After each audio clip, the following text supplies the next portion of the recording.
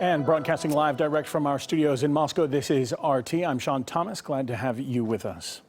Now, Iraq's ambassador has told the UN that the so-called Islamic State militant group has seized nuclear material in the country's north. This is according to the Reuters news agency.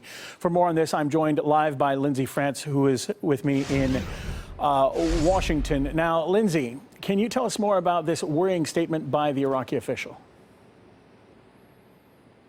Well, Sean, what we've learned is that in a letter to the United Nations, Iraq announced insurgents have seized nuclear materials from Mosul University. According to Iraq's UN ambassador, Mohamed Ali Alhakim, at least 40 kilograms of uranium compounds were stored at the university. Alhakim said the materials obtained can be used in manufacturing weapons of mass destruction and warned they could be smuggled out of Iraq.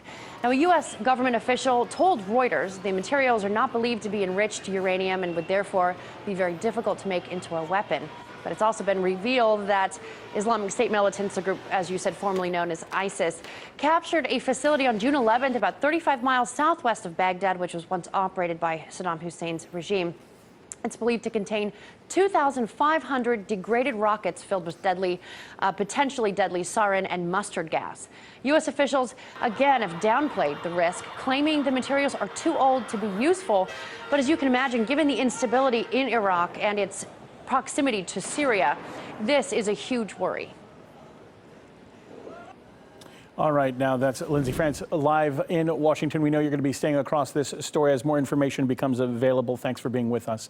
Now, to discuss this more, we cross live to Dr. Walid Fares, who is an advisor to the Anti-Terrorism Caucus in the U.S. House of Representatives. Thank you very much for being with us here on RT. Now, how serious is this new development?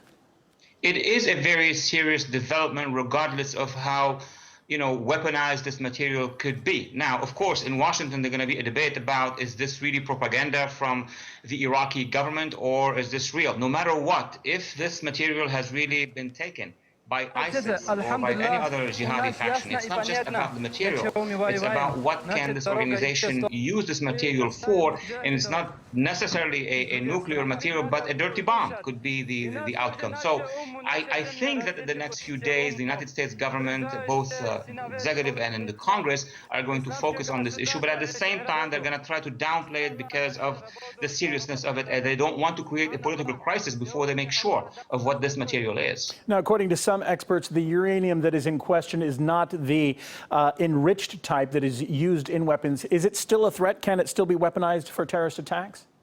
For dirty bombs, possibly, even for less than that. I mean, just displaying this material in location in tactical ways. And also what we don't know is that what would be the next component they're going to add to it. Now, it seems, if this is true, that they have a unit that understands how to identify such material. They have a chemical unit, quote unquote, or a unit that knows what it is.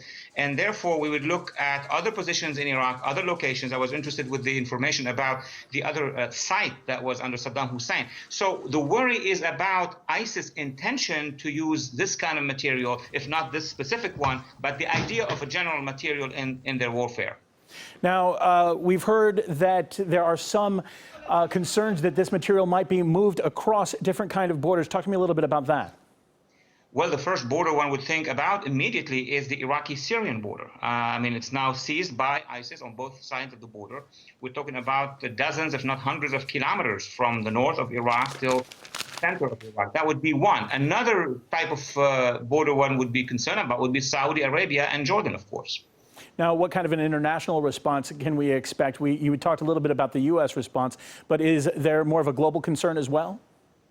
Well, at the Security Council, I imagine if the United States, Russia, and other countries are going to investigate the matter, remember that the Iraqis have gone to the United Nations. That's the route they chose, and therefore the United Nations will have to respond to that. But I'm sure at this point in time, the intelligence services of the 5 major permanent countries at the UN and others are already looking into this at this point in time.